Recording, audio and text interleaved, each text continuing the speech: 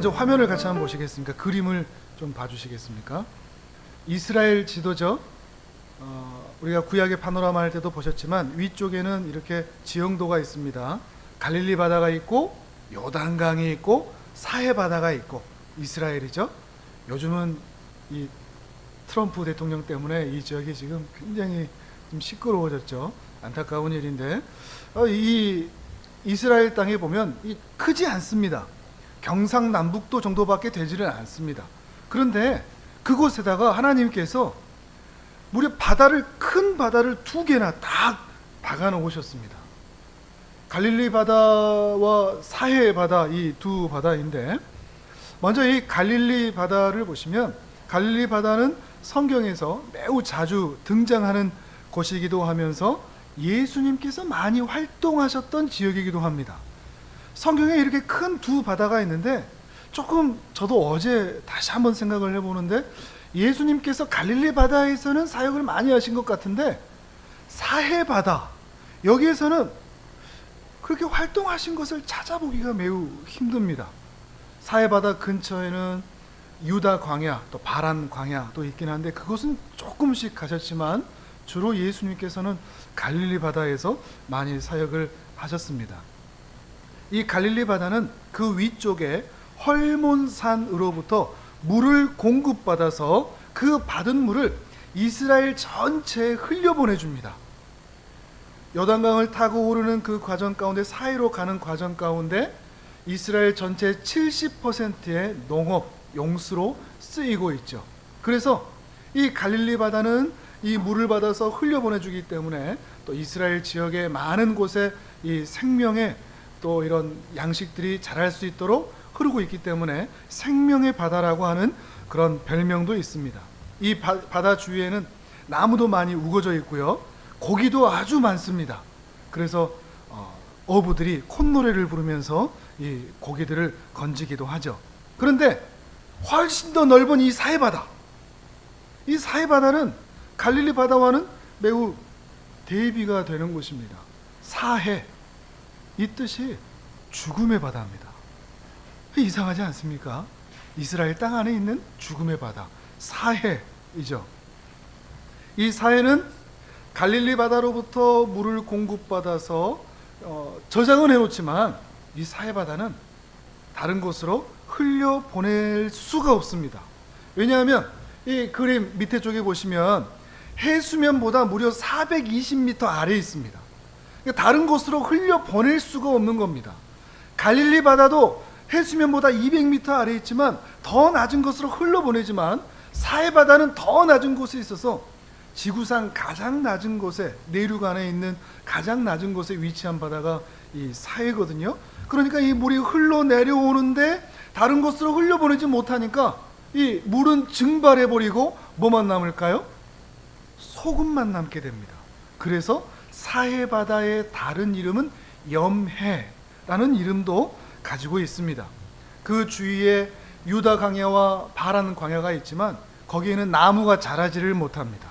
왜냐하면 사해가 엄청 큰 이 사해가 있지만 이 사해에서 물을 공급받지 못하기 때문에 유다 광야와 바란 광야는 말 그대로 광야, 사막 같은 곳이 되는 것이죠. 사해 바다가 어떨 것 같습니까? 이렇게 제일 낮은 곳에 있고 막 고인물처럼 있을 것 같으니까 냄새도 나고 어두침침하고 그럴 것 같죠? 근데 사해 바다는 엄청 크기도 하면서 또 아름답습니다. 이상하죠? 아름답지 않을 것 같은데 사해 그러니까 아름답지 않을 것 같은데 이 소금기, 이 석회질이 있다 보니까 햇빛이 이렇게 비치면 반짝반짝 아름답게 황홀하게 화려하게 보이는 곳이 이 사해입니다. 그런데 거기에는 고기가 살지 못합니다. 거기는 나무가 자라지를 못합니다. 어부들의 뱃노래 소리, 콧노래도 들려지지를 못합니다. 겉만 번지르 하지 크기만 크지 거기에는 생명력이 없는 곳이죠. 너무나 아름다운 곳이지만 말입니다. 하나님께서 이 이스라엘 이 좁은 땅에 이 바다를 이렇게 두 개 큰 바다를 두 개나 딱 박아 놓으신 이유가 있는 것 같습니다.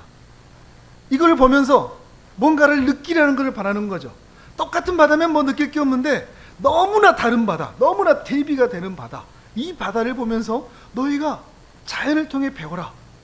뭘 배울 수 있을까요? 활해, 살아나는 바다, 사람들이 모이고 풍성하고 꽃이 피고 열매가 맺는 그런 활해가 될 거냐, 아니면 겉은 번지르하고 크기는 크고 화려하지만 생명력은 없는 사해가 될 것이냐 하는 것이죠. 이 교훈을 주시는 것 같습니다. 그렇다면 이 교훈의 차이점이 뭘까요? 왜 한 바다는 활해가 되고 왜 한 바다는 사해가 되었을까요? 왜 한 바다는 사해, 소금바다, 짜디 짠 바다가 되었을까 하는 거죠. 그것은 흘려보냄입니다. 나눠줌입니다. 나눔입니다.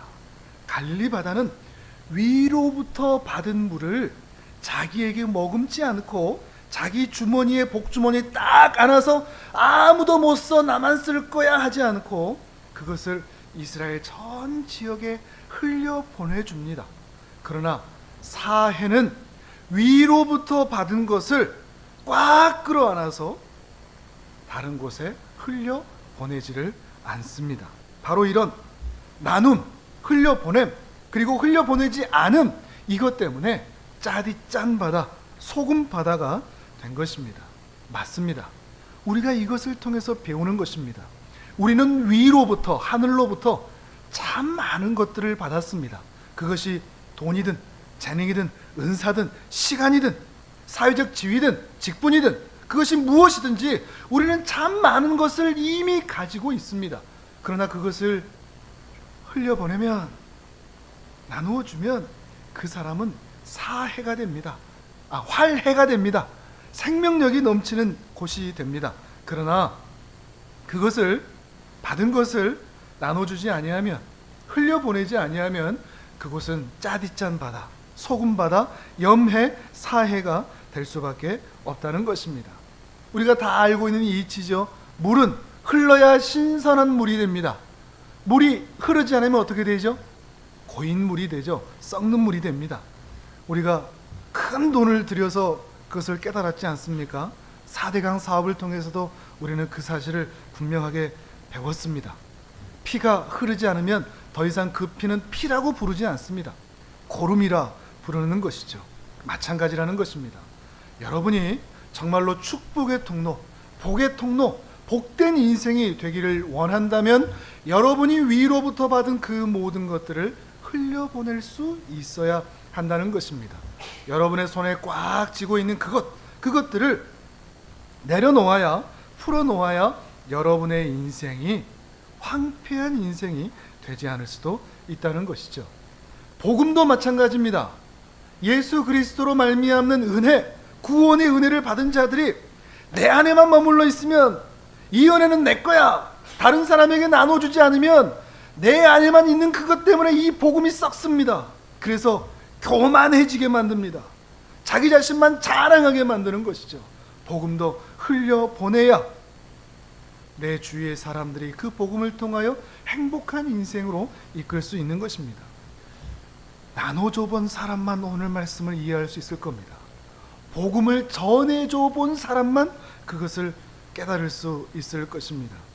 내가 가진 것을 아주 조그만 것이라도 나눠볼 때 그 나누는 기쁨, 그리고 그것을 나눠주었을 때 받는 사람이 행복해하는 그 웃음, 나눠줘 본 사람만 아는 거죠. 복음을 전해줘 본 사람만 아는 겁니다. 복음을 전했을 때 그 받는 사람이 그 복음을 통하여 참으로 행복한 인생이 되는 것을 경험해 가는 것을 보면서 복음을 전하는 것이, 나누는 것이, 흘려보내는 것이 이렇게 복된 것이구나 하는 것을 우리는 경험하게 되는 것입니다. 물론 여기 계시는 분들 다 알죠. 나눠야지, 흘려보내야 돼야지, 다른 사람에게 이렇게 내게 있는 것도 이렇게 나눠줘야 그런 인생이 참 복된 인생이고 하나님께서 기뻐하시지. 우리가 이걸 이미 다 알고 있습니다. 다 알고 있는데 뭐가 문제죠? 우리 안에 가득 찬 어려서부터 그렇게 배워온 교육. I, my, me, mine. 영어 배우면서도 배우죠. mine, 내꺼, 다 내꺼. 내게 들어온 건 절대 풀면 안 돼. 다 내꺼. 음식도 내꺼, 옷도 내꺼, 먹는 것도 내꺼, 돈도 내꺼, 다 내꺼. 다 내게로만 흘러 들어와야 되고 다른 사람에게는 나눠주면 안 되는 나 중심의 마음. 그런 마음을 가지고 있을 때 우리는 결코 다른 사람을 섬기는 인생, 나눠주는 인생이 되기가 어려운 것이죠. 우리 안에 이런 욕심보 근성이 있기 때문입니다. 우리 할아버지 할머니들이 아이들 재롱 피울 땐 꼭 이런 거 시키잖아요. 뭡니까 이게? 잼. 뭐죠? 움켜잡아라. 내놓으라는 안 하죠. 움켜잡아라. 잼. 어려서부터 우리 아이들은 배우는 겁니다. 움켜쥐라고. 한번 내 손에 들어온 것은 흘려보내지 말라고. 이렇게 우리가 착실하게 배워왔기 때문에 이 관념, 이 습관을 깨고 다른 사람에게 내 것을 내 것을 빼서, 내 것을 나누어서 다른 사람에게 흘려보내는 것은 매우 쉽지 않은 것입니다. 그러나 우리는 그렇게 살지 않으면 안 됩니다. 우리 사람의 몸에서도 이 진리를 배웁니다. 약간 좀 지저분한 얘기를 드리면, 입으로 열심히 맛있게 먹었는데 이것을 배설하지 않으면 어떻게 됩니까? 10개를 먹으면 10개를 배설해야 됩니다. 항문이 막혀 있으면 안 됩니다. 그렇게 되면 어떻게 되죠? 병원에 가야 되죠. 10개를 먹으면 10개를 다 빼야 됩니다. 그게 우리 몸에서의 이치입니다. 하늘로부터 우리가 받은 것이 있으면 그대로 우리도 나눠주는 인생이 되어야 우리의 신진대사가 활발하듯 우리의 삶도 활력 있는 그런 삶을 살 수 있다는 거죠. 그런데 우리는 이기적이죠. 탐욕이 있습니다. 먹고 또 먹고 또 가지고 하는 그런 이기적인 본성이 있는 것입니다. 그러나 우리 그리스도인들은, 우리 성도들은, 우리 신자들은 이 본성을 이길 수 있으면 좋겠습니다. 이 거지 같은 본성, 더 가지려고, 더 누리려고 하는 이 돼지 같은 본성, 이 욕심보 근성, 이것을 우리가 이겨내야 하겠습니다. 그래야 우리는 사해가 되지 않습니다. 그래야 우리는 염해, 짜릿짠 인생이 되지 않습니다. 갈릴리 바다와 같은 나눠주는 인생, 생명력이 있는 인생, 사람들이 모여드는 인생이 될 수 있는 것입니다. 이것을 지혜로운 인생이라 말하는 것입니다. 어떻게 하면 이러한 타락한 본성을 이기고 나눔의 지혜를 얻을 수 있을지 오늘 말씀을 통하여서 그것을 한번 배워보도록 하겠습니다. 우리 오늘 말씀 다시 한번 같이 한번 읽어보실까요? 잠언 11장 24절에서 26절 우리 다시 한번 생각하시면서 오늘 본문을 같이 읽도록 하겠습니다. 시작. 흩어 구제하여도 더욱 부하게 되는 일이 있나니 과도히 아껴도 가난하게 될 뿐이니라. 구제를 좋아하는 자는 풍족하여 질 것이요 남을 윤택하게 하는 자는 자기도 윤택하여 지리라. 곡식을 내놓지 아니하는 자는 백성에게 저주를 받을 것이나 파는 자는 그의 머리에 복이 임하리라. 아멘. 이 말씀이 좀 와닿습니까? 좀 쉽지 않은 말입니다. 왜냐하면 세상의 일반적인 경제 원리와는 다르기 때문에 그렇습니다. 반대입니다. 정반대입니다. 그러나 하나님 나라의 경제 원리가 어떠한지는 이렇게 설명해 주고 있습니다. 24절 보십시오. 내가 가진 것을 흩어서 나누어서 다른 사람에게 주는데, 내 것을 빼는데, 내 재산이 마이너스가 되는데 어떻게 내가 부자가 될 수 있죠? 이게 안 맞는 말이지 않습니까? 과도하게 아끼는데, 절약하는데 어떻게 더 가난해지죠? 25절에 보니까 구제를 좋아하는데, 남에게 더 막 이렇게 막 나눠주는데 어떻게 풍족해진다고 말하죠? 남을 윤택하도록 나의 것을 퍼주면 나까지 윤택해진다 얘기합니다. 26절은 더 가관입니다. 곡식을 남에게 베풀지 않으면 오히려 저주받는다 라고까지 이야기를 합니다. 그러나 내어놓으면 복이 있다 말씀하고 있습니다. 이 하나님 나라의 경제 원리, 오늘 여러분 인생의 경제 원리를 바꾸는 날입니다.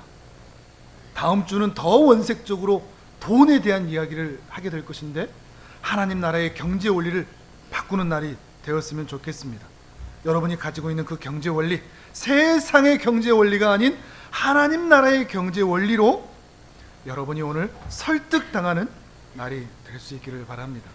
물론 이렇게 사는 사람들이 아예 없는 것은 아닙니다.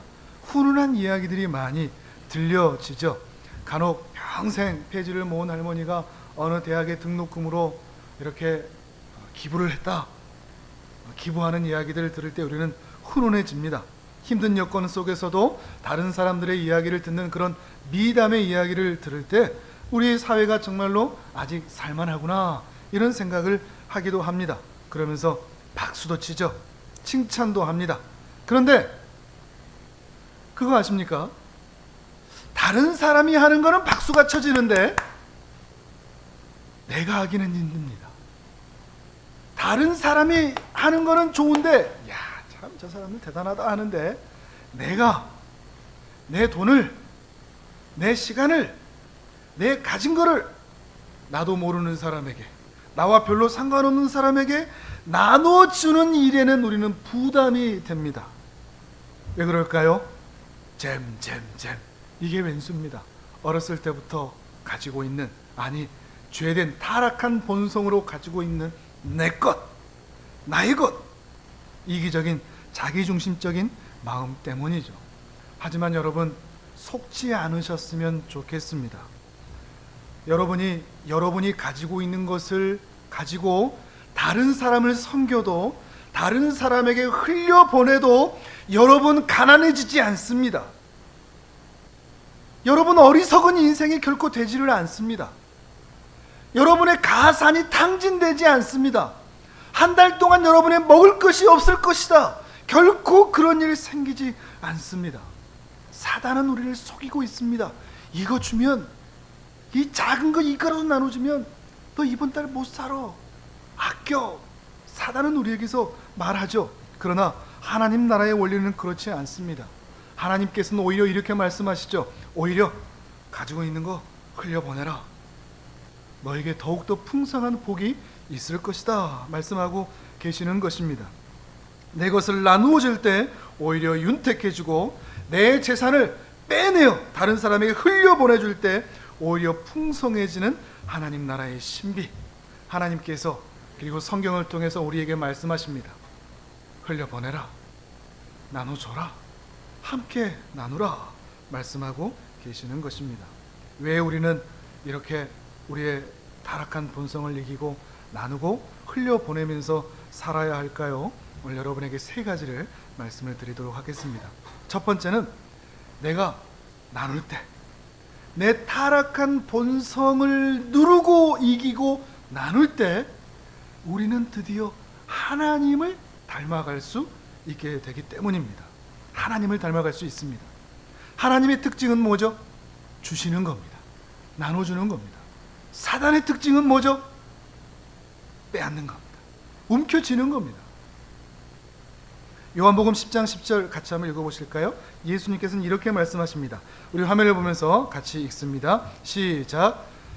도둑이 오는 것은 도둑질하고 죽이고 멸망시키려는 것뿐이요, 내가 온 것은 양으로 생명을 얻게 하고 더 풍성히 얻게 하려는 것이라. 아멘. 도둑이 오는 것은 도둑질하고 죽이려고 왔다고 얘기합니다. 이것이 사단의 특징이죠. 사단은 죽이는 겁니다. 빼앗는 겁니다. 움켜쥐는 겁니다. 나만 아는 것입니다. 나만 알도록 만드는 것이죠. 그러나 우리 예수님은 이렇게 말씀하십니다. 내가 왜 왔는지 아느냐? 나는 나눠주러 왔다. 내가 있는 것, 내게 있는 것 다 나눠줘서 너희가 풍성하도록, 너희가 나를 통하여 생명을 얻도록 내가 다 나눠주러 왔다. 이것이 하나님의 특징입니다. 우리가 질문을 던져봐야죠. 여러분은 누구를 닮아 있습니까? 누구를 닮아가고 있습니까? 사단은, 마귀는 다 가져갑니다. 친구 것도 가져가고, 우정도 가져가고, 돈도 가져가고, 관계도 가져가고, 삶의 목표도 가져가고 희망도 가져갑니다. 다 잃게 만듭니다. 이것이 사단의 일입니다. 그러나 하나님은 다 주십니다. 하나님은 우리를 사랑하여 주신다. 하나님은 우리를 용서하여 주신다. 하나님은 우리를 이해하여 주신다. 하나님은 우리를 인도해 주신다. 하나님은 우리의 필요를 채워 주신다. 하나님은 우리에게 지혜를 주신다. 우리에게 용기를 주신다. 우리의 생명을 연장시켜 주신다. 건강을 주신다. 우리의 모든 쓸 것을 주신다. 내가 늙어 힘이 없더라도 하나님은 나와 함께하여 주신다. 하나님은 언제나 우리에게 주시는 분이십니다. 우리가 왜 하나님께 기도하죠? 주시니까요. 주시니까 우리가 기도하는 거죠. 우리가 기도했는데 하나님이 안 주신다면 우리가 뭐하러 기도하겠습니까?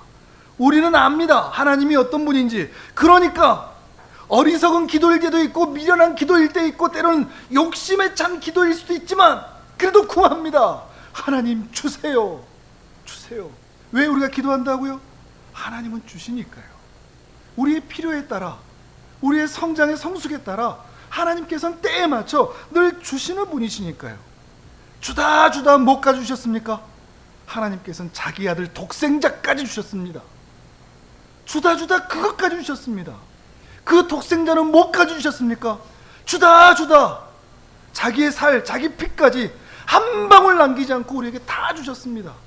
그래서 우리에게 영원한 생명을 주신 분이십니다. 하나님의 자녀가 되는 특권을 얻게 해 주셨습니다. 하나님은 이렇게 다 주시는 분이십니다. 그러나 마귀는 빼앗아가는 거죠. 여러분은 누구를 닮았습니까? 저는 빼앗지는 않는데요. 그런데 하나님처럼 주고 있지 못하다면 적어도 하나님을 닮은 것은 아닙니다. 나눠주고 있지 못하다면 하나님을 닮아가고 있는 것이 아닙니다. 하나님의 소원은 말로만 저 하나님 아들이에요, 말로만 저 하나님 딸이에요 하는 게 아니라 우리의 삶에서 정말로 하나님을 닮아가는 겁니다. 주면서, 나눠주면서, 흘려보내면서 말이죠. 우리 하나님은 성경에서 자주 당신을 고아와 과부와 나그네의 하나님이라 소개하시고는 했습니다. 하나님께서는 특별히 고아와 과부와 나그네를 특별 관리를 하셨습니다.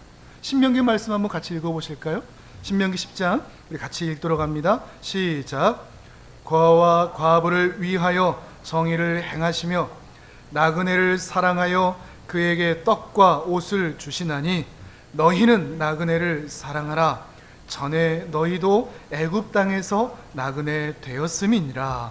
아멘. 고아와 과부와 나그네라는 이 말은 문자 그대로 고아들만, 과부들만, 나그네들만이 아닙니다. 이것은 무엇인가를 상징합니다. 무엇을 상징할까요?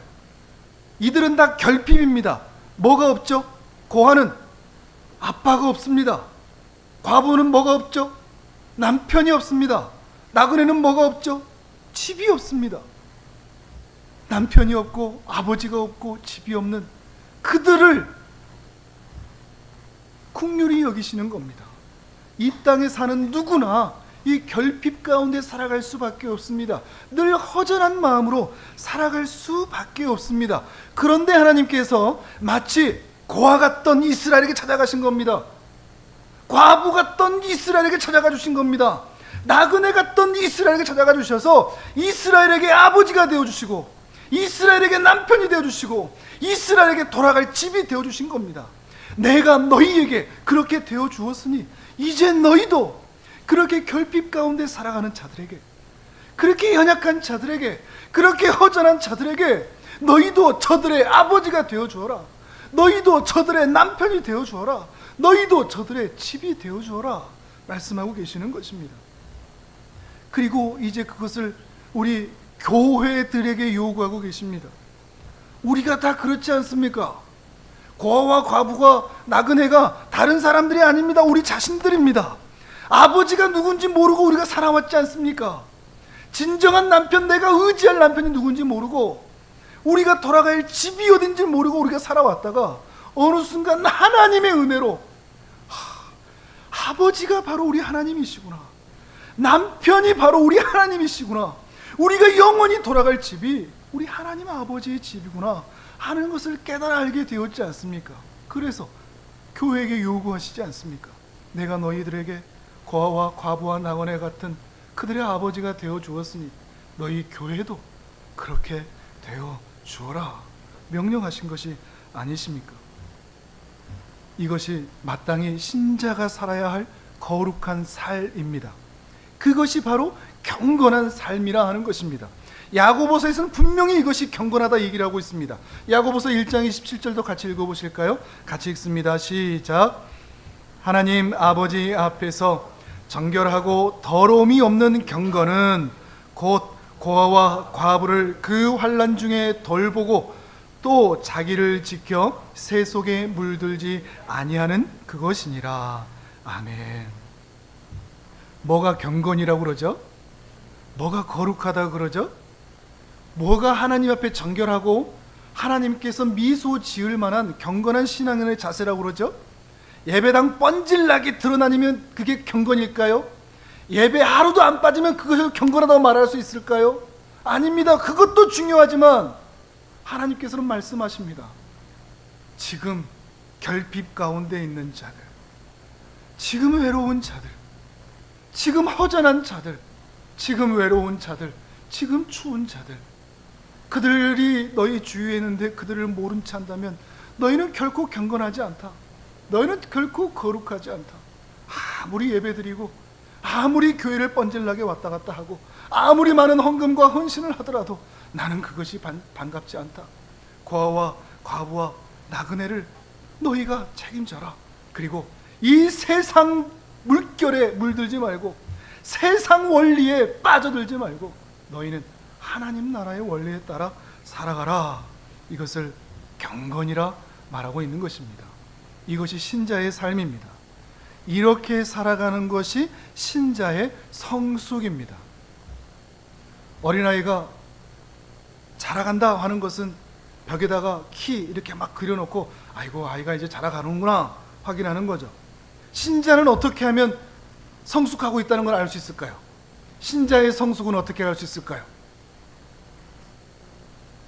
욕심포근성, 잼잼잼잼, 돼지근성, 거지근성, 나만, 자기중심, 여기에서 벗어나기 시작할 때, 그래서 다른 사람이 보이고 다른 사람을 긍휼히 여기고 그들을 섬기는 것이 나타나기 시작할 때 신자의 키가 성숙해 가는 것입니다. 매번 우리 어린아이들 그러지 않습니까? 다 내 거, 먹는 거 내 거, 장난감 내 거, 다 내 거. 그러다가 어느 순간 아이들이 자라면 어떻게 해요? 갑자기 아빠 보고 엄마 보고 과자 하나 이렇게 딱 주죠. 엄마 먹어. 그럼 엄마 아빠가 좋아하죠. 왜 좋아하죠? 와, 과자 생겼다 이래서요? 아니죠. 과자 하나 때문이 아니죠. 이 아이가 드디어 자기만 하는 게 아니라 엄마 아빠도 생각하는구나. 그때 혼내는 사람 있습니까? 혼내는 부모 있나요? 너만 먹어, 너한테 가는 건 절대 다른 사람 주는 거 아니야, 이런 부모 있습니까? 아니죠. 아니야, 할아버지도 갖다 드려, 누나도 갖다 줘, 다른 사람에게 더 섬기도록 하는 거죠. 이것이 우리 신자들이 가져야 할 중요한 모습인 것입니다. 그렇게 자라가던 그 꼬맹이 어린아이가 자기 방 하나 치울지 모르고 김장한다 그러면 이렇게 도망만 다니다가 이렇게 컸다가 어느 순간 결혼을 하고 아이를 낳으면 또 달라지죠. 새벽 2시, 3시 아무리 깨워도 안 일어나는 그 여자아이가 어린아이에게, 자신의 그 아이에게 내 시간을 내주고 내 피곤을 흘려보내줘서 그 아이를 책임지면서 그 여자아이는 세상이 막을 수 없는 강력한 엄마로 다시 성장하게 되는 거죠. 그렇게 흘려보내면서 그렇게 나누면서 성숙해 가는 겁니다. 성숙은 여러분이 예배당에서 지금 이 말씀 들었다고 내가 성숙해졌다 말할 수 없습니다. 성숙은 예배당에서 일어나는 게 아닙니다. 성장은 강의실에서 이루어지지 않습니다. 어디에서 이루어지죠? 여러분이 있는 곳에서, 직장, 여러분의 집, 여러분의 이웃에게 지금 어떻게 하고 있는가? 그것을 통해서 여러분이 성숙해 가는 것이 나타나는 것입니다. 결코 헌금도 못하고 헌신도 못하고 다 내 거 다 내 거 나는 절대 나눠줄 수 없어 라고 하는 그 마음들이 성장하기 시작할 때 하나님께 드리고 이웃을 섬기고 내 것을 빼내어 기꺼이 다른 사람에게 흘려보내게 되어지는 것입니다. 그것이 성숙이고 그것이 바로 하나님을 닮아가는 것입니다. 내어줄 때, 흘려보내줄 때 우리는 드디어 하나님을 닮아가게 되는 것입니다. 또한 내가 이렇게 나눌 때 내가 심겨진 세상에서 내가 축복의 통로가 될 수 있습니다. 아마 대부분 이런 생각하실 겁니다. 아유, 그래도 목사님 뭐가 좀 있어야지. 뭐 돈이 있나? 내가 뭐 좀 뭐 된 게 있나? 여윳돈이 있나? 시간이 있나? 뭐 건강이 좋나? 내가 뭔가 있어야지 그래도 뭐가 나누지. 여러분 물론 다 압니다. 우리가 이렇게 없다는 거. 근데 여러분에게는 강력한 무기가 있습니다. 뭔지 아십니까? 여러분에게는 하나님이 계십니다. 다 없어도 여러분이 하나님이 계십니다. 여러분이 하나님과 동행하신다는 그것만으로 여러분은 이미 축복의 통로입니다. 축복의 통로는 돈으로 만들어지는 거 아닙니다. 건강으로 만들어지는 게 아닙니다. 여러분은 이미 하나님과 동행하고 계십니다. 그것 때문에 이미 여러분은 다른 사람에게 소망입니다. 소망이 될 수 있을까가 아니라 이미 여러분은 다른 사람에게 희망과 소망이 되는 복의 통로라는 것입니다. 어마무시한 것이 있어야 된다고요? 아닙니다. 돈이 많이 있어야 된다고요? 아니라니까요. 우리 조상들 중에서도 이런 지혜를 보여준 게 있죠. 까치밥. 사진 한번 보여주시겠습니까? 까치밥. 중국에도 이런 전통이 있는지 모르겠는데 추운 겨울, 이제 가을에 감을 막 따지 않습니까?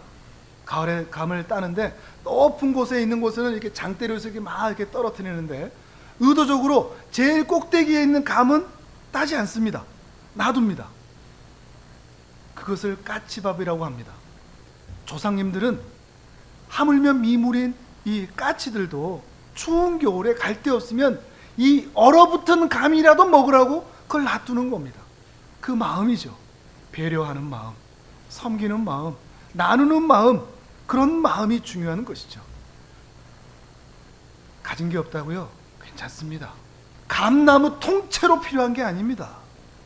여러분의 전 재산이 필요한 게 아닙니다. 쓰고 남은 끄트머리에 있는 그 감 서너 개, 그것만 있어도 충분히 나눌 수 있습니다. 몸만 있으면요.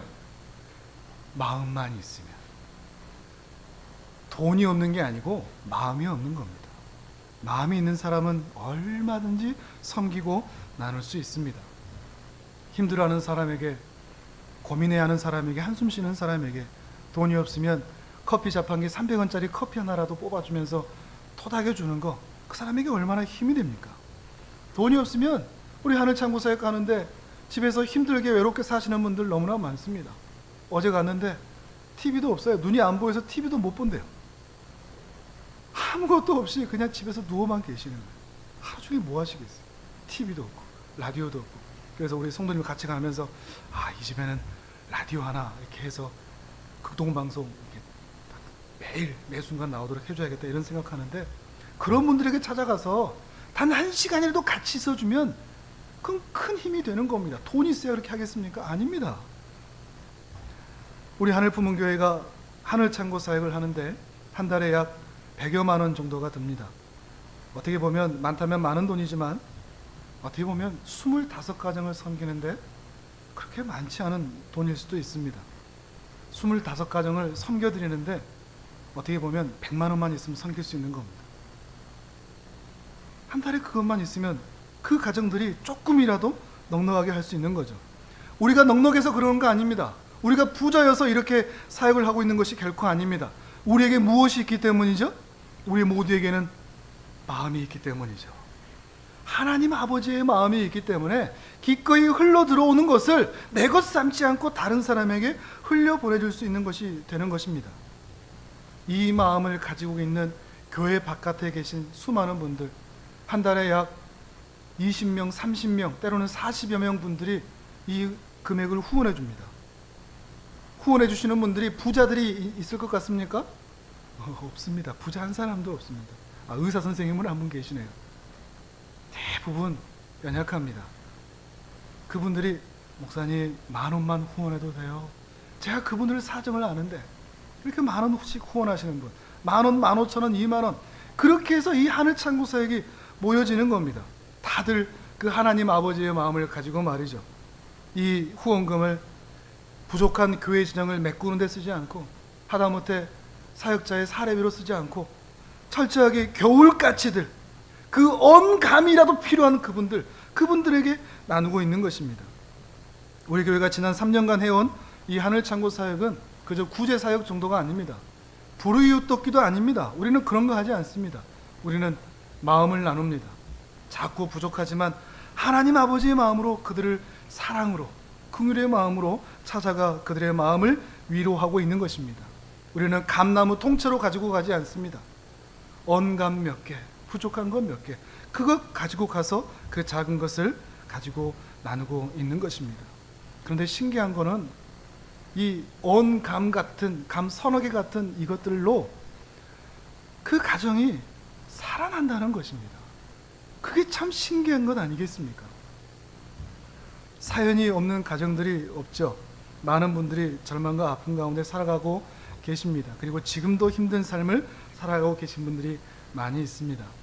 여러분이 다 아시는 분들이실 텐데 노년에 두 할아버지 할머니 폐지를 죽으시면서 저기 산꼭대기 사시는 그분들 두 아들이 먼저 세상을 떠나버려서 제가 처음 만나게 된 그때 죽고 싶소 그 말밖에 하진 않으셨던 그분들 지금 3년째 지금도 그럴까요? 아닙니다. 그분들이 바로 앞에 있는 교회 다니시면서 신앙이 들어가기 시작하고 그 할아버지는 저 만날 때마다 이렇게 하셨거든요. 이게 뭔지 아시죠? 합장하는 거 목사한테 합장하고 막 그러는데 그런 분들이 이제 하나님의 은혜를 알고 웃으면서 살아가시고 소망이 없었던 그 시대가 그 시절을 지나오면서 은혜로 살게 되는 그 일들이 우리의 작은 언감 그 몇 개 그거 나눠드리고 그 마음 나눠드리면서 그들이 소망을 얻게 된 것입니다. 우리에게는 작은 나눔과 섬김이지만 우리에겐 너무나 작은 것이지만 그분들에게는 큰 것이 됩니다. 큰 감동이요 큰 사랑이 되는 것이죠.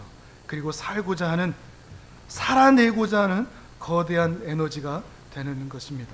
그러니 할 수만 있다면 여러분에게도 도전을 드리고 싶습니다. 성교원금을 하실 수 있다면 하시면 좋겠습니다. 말씀드렸지만 금액이 중요한 게 아닙니다. 마음이죠. 조금씩 그렇게 나누는 것입니다. 또한 우리 하늘창고 사역을 위한 후원 계좌가 따로 있죠. 그것으로 또한 하실 수 있으면 하십시오. 물론 다른 데다 하고 계신 분들은 또 계속 하시되 새로운 곳을 찾는다면 다른 데 찾지 말고 이곳에다 하십시오. 그러면서 이 사역이 더 풍성해질 수 있도록 우리 장로님과 우리 집사님이 대표기도 하실 때마다 100명의 성도 주십시오 이러는데 저는 그때마다 이렇게 따로 기도합니다. 물론 그것도 중요하고 그것이 이루어져야 되는 거지만 하나님 우리 하늘품흥교회가 이 월산동에 100가정을 섬길 수 있도록 해주십시오. 100가정을 섬기려면 당연히 그렇게 성도가 늘어나야 됩니다. 또 너무나 많은 그렇다고 해서 두 분이 이렇게 성도 수를 너무 이렇게 올리지 마십시오. 힘듭니다. 적당하게 우리 교회에 맞추어서 천천히 차근차근 한 가정 한 가정 섬겨가면서 우리 하늘품흥교회가 적어도 이 세상의 축복의 통로는 못 되지만 이 월산 사동의 축복의 통로가 되었으면 좋겠습니다. 같이 그런 교회 공동체 여러분 이미 만들어가고 계시죠?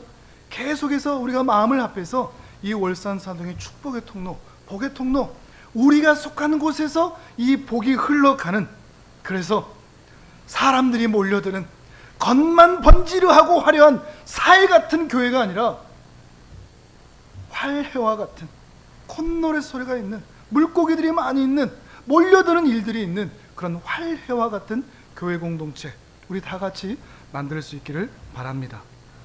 세 번째로는 내가 나눌 때 하늘의 복을 경험할 수 있습니다. 이 세 번째 말씀을 더 많이 기다리시기도 하죠. 그래도 그냥 빈손으로 돌아가면 어떡합니까? 뭔가 있어야지. 맞습니다.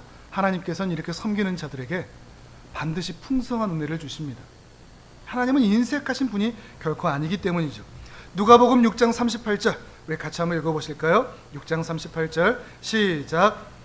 주라 그리하면 너희에게 줄 것이니 곧 후히 되어 누르고 흔들어 넘치도록 하여 너희에게 안겨주리라.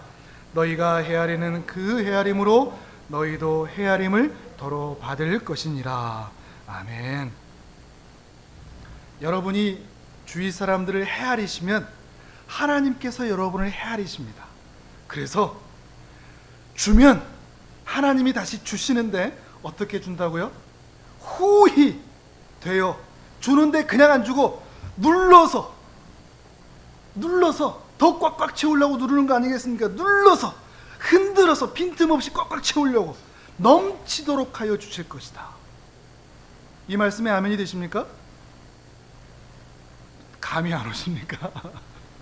하나님께서 이렇게 나눠주는 사람에게, 흘려보내는 사람에게 후히 되어 누르고 흔들어 넘치도록 하여 안겨주시는 은혜를 허락해 주실 것입니다.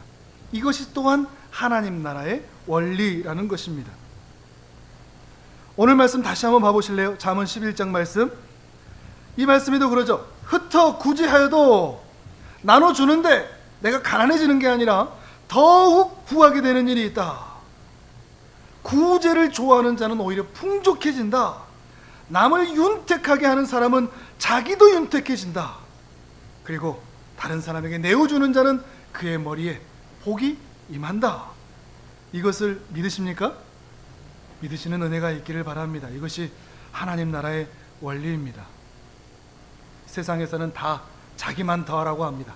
자기만 곱하라고 합니다. 그런데 하나님 나라는 빼라고 합니다. 나누라고 합니다. 이것이 하나님 나라의 원리입니다.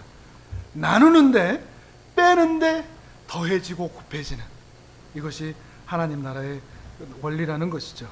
이 원리를 믿고 아시는 분들만 자기 시간을 투자하여 자기의 재정을 투자하여 자원하여 봉사를 하고 섬길 수가 있는 것입니다. 이 원리를 아는 사람들만 내가 가진 것들을 남들과 나눌 수 있는 것입니다. 나눔은 손해가 아닙니다. 결코 낭비도 아닙니다. 나눔은 하늘에 투자하는 것입니다. 물론 투기는 아닙니다. 뻥튀기를 바라면서 투기하는 것은 아닙니다. 그러나 투자입니다. 하늘에 투자하는 것입니다. 우리 사랑하는 성도님들, 땅에다가 여러분의 재산을 쌓기 위해 사는 것이 아니라 하늘에 쌓는 인생들 되시길 바랍니다.